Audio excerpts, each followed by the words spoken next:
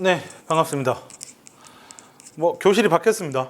네, 지금 밑에서 여러분들이 수업을 하고 있기 때문에 좀 조용한 곳을 찾으려다 보니까 빈 교실에 아무 때나 들어오게 되었습니다. 진도에 따라서 이 부분을 한 애들도 있고요, 안 한 애들도 있어요. 한 애들은 다음 거 보면 되고요, 안 한 애들은 그냥 보면 됩니다. 예, 어쨌든 시작하도록 하겠습니다. 두 번째로 나오는 거는 이제 1931년에 만들어진 한인애국단입니다. 한인애국단은 누가 만들었냐면은 김구에 의해 가지고 상하이에서 만들어졌어요.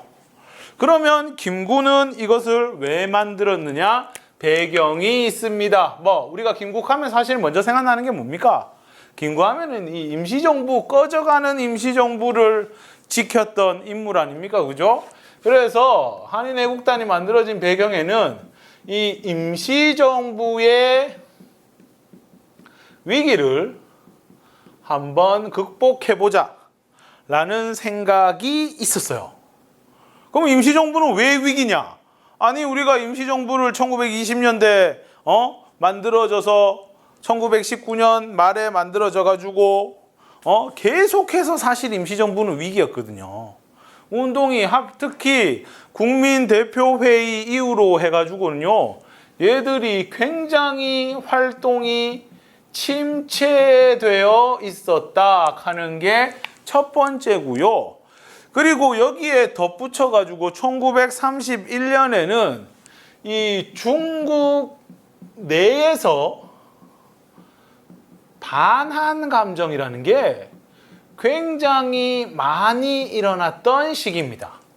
중국 내에 반한 감정이 높아졌다 하는 것도 배경이 될 수가 있겠네요. 그러면 중국 내의 반한 감정은 왜 반한 감정이라는 거 이제 한국 애들을 싫어하는 거거든요. 왜 이런 게 생겨났느냐라고 하니까 우리 교과서에서 보면요, 그냥 짤막하게 적혀 있어요. 만보산 사건이라고.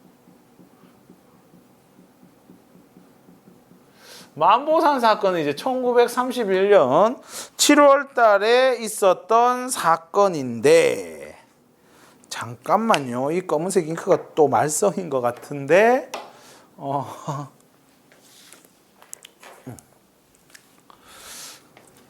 1931년 7월 달에 이 만보산이라는 데는 만주의 지명입니다. 만주예요, 만주. 만주에서 벌어진 사건입니다. 간략하게 요약하자면요, 만주에 넘어간 한국인 농민들과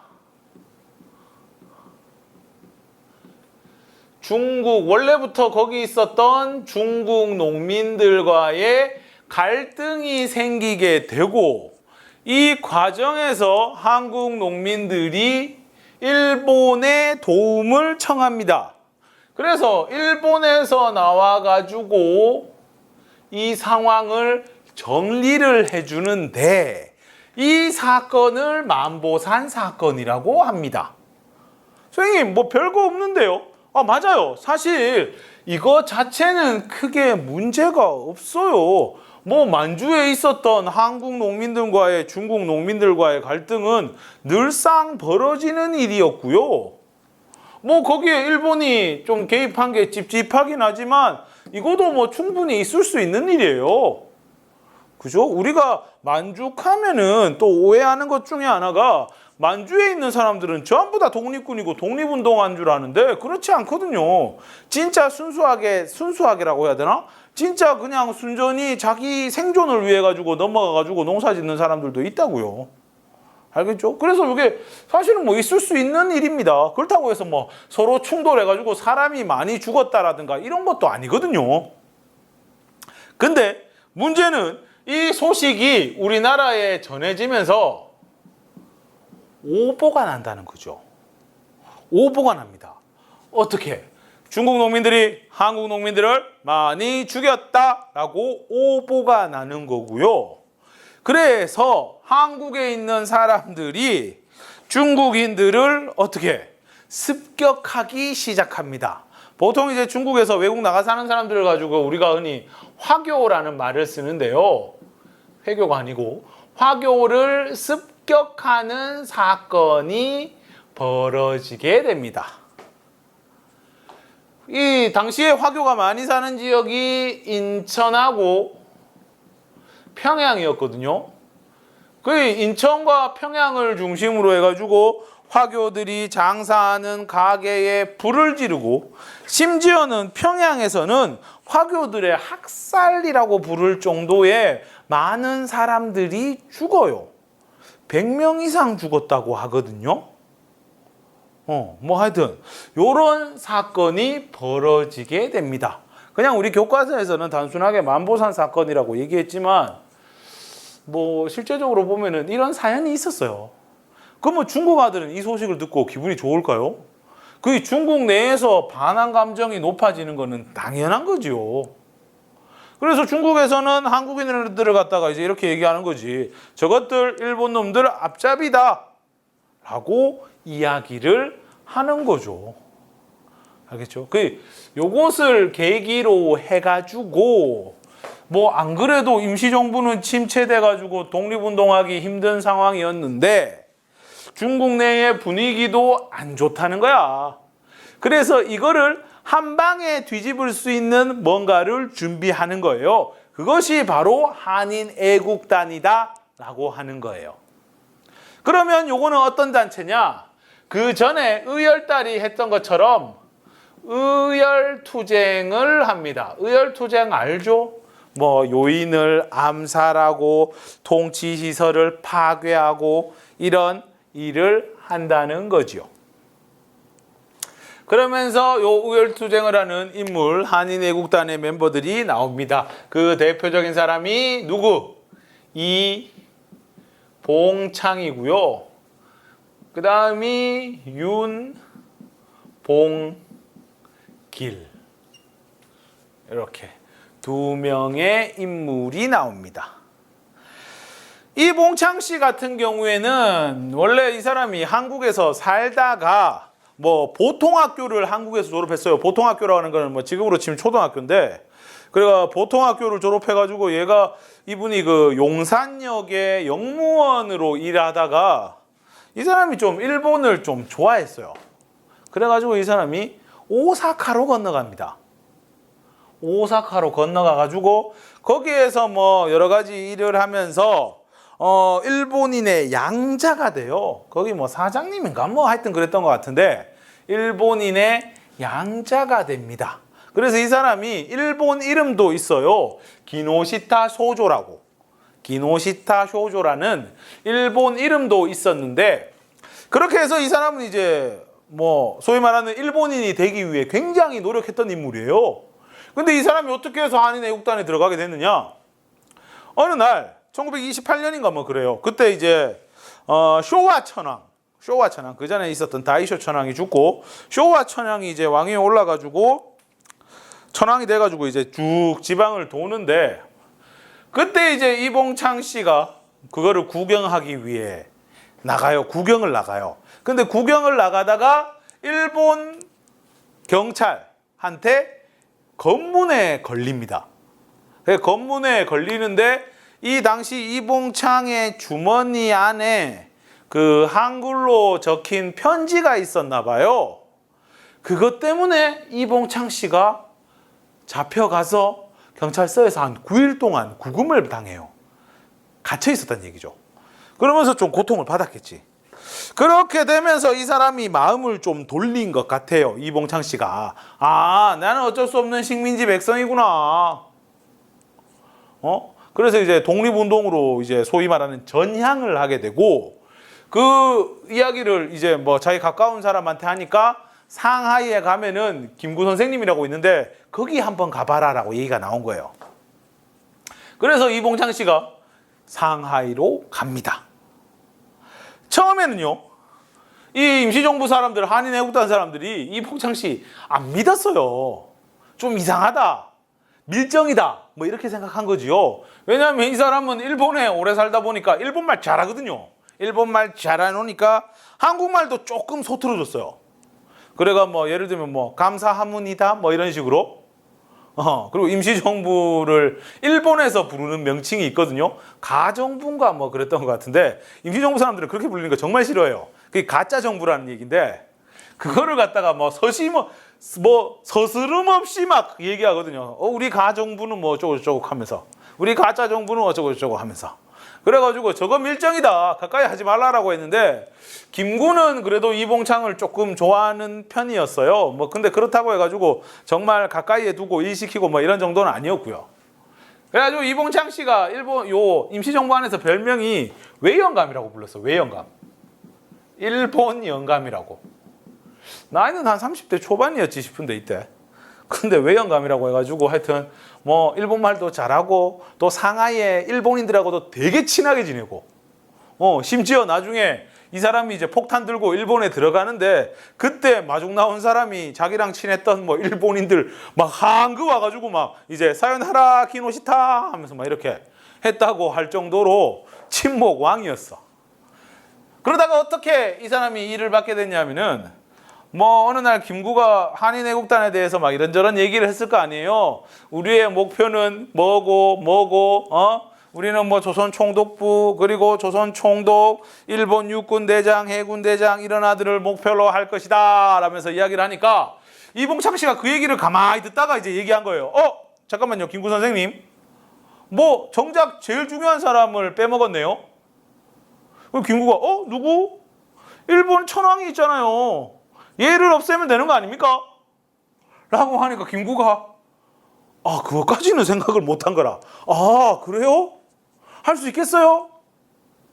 이봉창 씨가 네, 나 일본 있을 때 정말 가까이에서 천황을 봤다. 내가 이때 뭐 총이나 뭐 무기만 있었으면 대번에 일을 쳤을 거다. 그러냐고. 오케이 그러면 준비하세요 라고 해가지고 이 이봉창 이분이 이제 일본 천황에게 폭탄을 던지는 그런 활동을 하기 위해 일본으로 떠납니다. 그래서 일본 천황에게 폭탄을 던지러 가는 거지요. 1932년 1월 달입니다. 그때 당시에 이제 찍었던 이봉창 씨 그 사진이 있거든요. 난 그거 보면서 어렸을 적에 되게 놀랐던 것 중에 하나가 이 사람이 얼굴이 웃고 있어요. 사실 어떻게 보면 죽으러 가는 건데 폭탄 던진다. 뭐 성공하든 실패하든 결과는 뭐 나의 운명은 뻔하잖아요. 근데도 불구하고 이제 웃고 있더라고. 그래서 정말 어렸을 적에 소름이 돋았던 기억이 나는데 어쨌건 이렇게 해서 일본 천황에게 폭탄을 던지러 가게 됩니다. 폭탄을 2개를 들고 가요. 그래가지고 이제 일본 천황이 보일 만한 자리에서 이제 구경꾼처럼 이렇게 해가지고 가슴에 폭탄 2개를 품고 기다렸던 거지요. 시간이 지나니까 마차가 이래 한 대 오더래요. 마차. 그 다음에 저기 던지면 되겠구나 라고 하는데 뒤이어서 똑같은 마차가 한 대 더 와. 둘 중에 어디 이겠구나 했더니만 똑같은 마차가 또 한 대 더 와. 총 이제 3대의 마차가 왔다고 전하는데요. 뭐 이거야 뭐 원래 VIP 지금에 치면 뭐 대통령이나 이런 국가 중요한 요인들이 올 때 뭐 한 대만 가지 않습니다. 괜히 그랬다가 뭐 저격이라든가 암살이라든가 이럴 수 있거든. 그래가지고 이 분명 마차 3대 중에 한 대에는 천황이 탔을 건데 이봉창 씨가 이제 머리가 아파지는 거죠. 과연 어디에 탔을까? 2번째 탔을까? 보통 이렇게 하면 2번째 타잖아요. 그죠? 아니야. 2번째 타는 게 너무 뻔한데 제일 안전한 3번째? 아니야. 사람들이 그렇게 생각하기 쉬우니까 허를 찔러서 오히려 1번째? 어떡하지 하면서 생각하는 동안에도 마차는 막 저벅저벅 가는 거지. 어차피 기회는 한 번밖에 없어요. 뭐 한 번 던졌는데 실패했다고 해서 죄송해요 한 번만 더 할게요. 안 됩니다. 결국엔 한 번밖에 없거든. 결국 이봉창 씨가 많은 내적 갈등 끝에 폭탄을 던집니다. 어디에? 2번째. 꽝꽝. 근데 애석하게도 두 번째에는 천왕이 없었어요. 천왕은 뭐 첫 번째 탔다고 전하고, 그리고 폭탄도 좀 시원찮았나 봐요.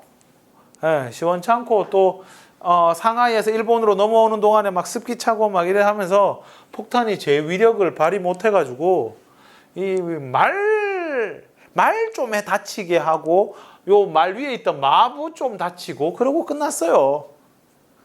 그래가지고 이거를 갖다가 뭐 일본에서는 뭐 어떻게 뭐 드라마틱하게 썼는지 어떻게 되는지 몰라도 일본에서는 보니까 이 말이 뭐 천황에 가는 폭탄을 막았다. 충심으로 막았다 하면서 나중에 이 말한테 뭐 당근 2박스가 갔니 마니 어쩌니 하면서 막 신문 기사가 나왔다고 하더라고요. 어쨌든 애석하게도 이번 창의 요 의거는 실패로 끝나게 되고요. 그러니까 뭐 폭탄 던지는 순간에 뭐 해가 그 앞에 있는 경호원들이라든가 경찰이라든가 헌병들이라든가 다 뛰어와가 막 두들겨 패는 거지. 근데 그때 이봉창 앞 사람을 막 두들겨 패더래요. 그래가지고 이봉창 씨가 그 앞에가 두드려 맞는 게 좀 안 되는지 제가 그랬다고 자수를 해가지고 결국 이제 가게 되고 나중에 처형 당하게 됩니다. 네, 결국 실패로 끝이 납니다. 근데 이게 하여튼 뭐 되게 애석하죠. 만약 폭탄만 잘 던졌으면 뭐 어떻게 될지 모르고 김구도 되게 안타까워했다고 그래요. 그래가지고 폭탄이 좀만 셌으면 뭐 이런 거 저런 거 할 거 없이 다 날려버렸을 텐데, 그지? 폭탄만 쎄봐라 다 날릴 수 있지. 그래서 김구가 이거에 대한 반성으로 나중에 윤봉길의 의거 때는 폭약을 가득 채운 폭탄을 준비시킵니다. 어쨌든 그렇고요. 이게 근데 되게 충격적인 사건이었어요. 일본에서도 그렇고요. 뭐 아시아의 많은 사람들이 놀랬을 거예요. 그러면서 이제 중국에서 신문 기사가 나는데요. 중국에 민국일보라는 신문이 있어요. 이게 그 중국 국민당의 뭐 그거였던 것 같은데 요렇게 이야기를 해요. 조선인 청년이 일본 천황을 향해 폭탄을 던졌으나 불행하게도 적중하지 않았다라는 기사를 냅니다. 그 일본에서는 이거를 기분이 어때? 불행하게도 unfortunately 그래가지고 일본에서는 나중에 이 신문사에 가만 놔두면 안 된다 하면서 상하이로 쳐들어가는 상하이 사변을 일으키게 되고 뭐 일방적으로 중국을 두들겨 패는 겁니다. 그래가지고 이제 상하이 사변에서 승리를 하고 기분 좋다. 그리고 뭐 그 4월 그해 4월이 뭐 일본 천황의 생일이었거든요. 일본에서는 천장절이라고 하는데 그러니까 좋다 행사 하나 하자 하면서 행사를 벌이게 되는데 그 행사를 어디에서 하느냐 하면은 윤봉길 씨가 폭탄을 던졌던 상하이 훈커우 공원에서 개최하게 됩니다. 그래서 윤봉길의 의거에까지 영향을 미치는 거죠. 상하이의 훈커우 공원. 그래서 잠깐만요. 시간이 얼마나 지났을라나? 오, 18분이네. 3분 안에 끝내야 되는데 훈커우 공원은. 그래가지고 이제 훈커우 공원에 가가지고 이제 윤봉길 씨가 이제 하는 거죠. 물론 그 전에 전달 사항이 갑니다. 일본인들만 들어갈 수 있고 식사는 제공하지 않으니까 싸워라. 그러니까 이제 폭탄을 뭘로 준비합니까? 우리가 알고 있는 도시락 폭탄과 물병 폭탄을 준비를 해서 가는 거고 결국 가는 거죠. 이렇게 잠깐 끊었다가 할게요. 네, 잠깐 끊었다가 하겠습니다.